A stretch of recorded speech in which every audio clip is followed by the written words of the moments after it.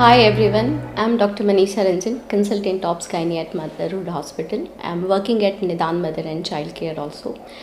बहुत दिनों से मेरी तमन्ना थी कि हम अपने सारे पेशेंट्स के लिए जो हमारे पास आते हैं उनको छोटी छोटी बातें प्रेगनेंसी से रिलेटेड बताऊं, क्योंकि बहुत सारे पेशेंट्स हमारी ओपीडीज के जो स्लॉट्स डिवाइडेड होते हैं उसमें उनको उतना टाइम नहीं मिल पाता है कि वो सारी चीज़ें पूछ सके।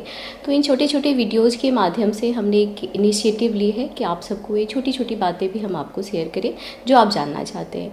आज से हम ये पहला सीरीज़ स्टार्ट कर रहे हैं प्रेगनेंसी का, और आज का हमारा पहला टॉपिक है प्री कंसेप्शनल काउंसलिंग। अब ये हमें पता होना चाहिए कि ये हमें क्यों करना है। जब भी हम किसी चीज़ को प्लान करते हैं तो आपको पता है कि उसका रिज़ल्ट सबसे बेहतरीन होता है। तो ऐसे ही जब हम प्रेगनेंसी प्लान करें तो हम उसके पहले अपने नियर बाय किसी भी अच्छे ऑब्स्टेट्रिशियन गायनेकोलॉजिस्ट को ज़रूर मिलना है, क्योंकि कुछ बातें होती हैं जो हमें पता होनी चाहिए।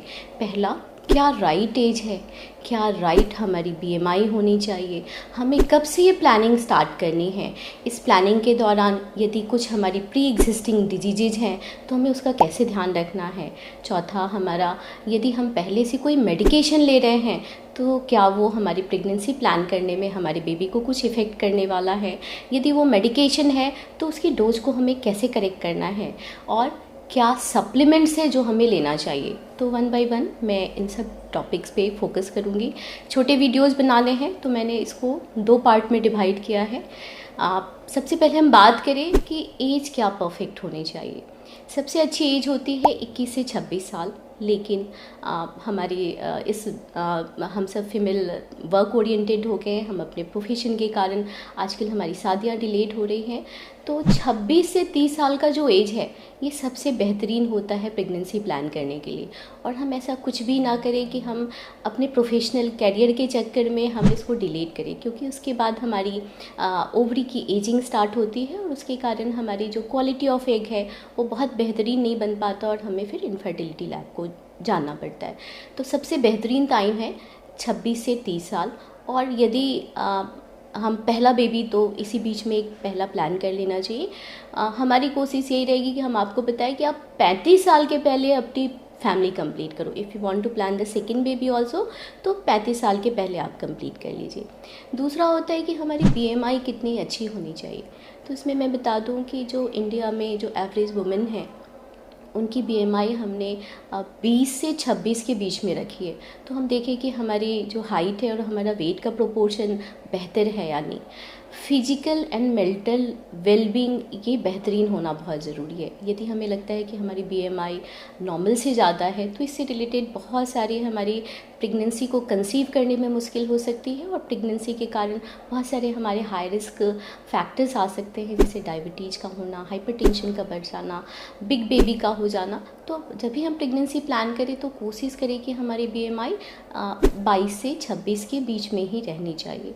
तीसरा हमारा फैक्टर आता है कि यदि हमें पहले से कोई प्री एग्जिस्टिंग मेडिकल डिजीज़ है, लाइक थायराइड है, डायबिटीज़ है, हाइपरटेंशन है, कभी कभी हमें एपिलेप्सी की शिकायत होती है, कभी कभी हम माइग्रेन की कोई डिजीज़ लेते हैं, तो पहले हमें अपने फिजिशियन से सलाह लेनी है कि जो मेडिसिन हम ले रहे हैं क्या वो राइट डोज में है, क्या अब हम प्रेगनेंसी प्लान करने जा रहे हैं तो क्या हमारे होने वाले बेबी के लिए सेफ़ है या नहीं। और यदि हमारी ये सारी डिजीज़ेज़ कंट्रोल नहीं है तो पहले हमें उनको कंट्रोल करना है। प्रेगनेंसी के दौरान जो हम थायराइड की डिजीज़ें है या हाइपरटेंशन की डिजीज़ हम जो ले रहे हैं, इसकी डोज को करेक्ट करनी है। हाइपरटेंशन के लिए यदि हम पहले से कोई मेडिसिन ले रहे हैं तो हमें अपने फिजिशियन से सलाह लेकर के एक सेफर मेडिसिन का ऑप्शन ऑप्ट करना है।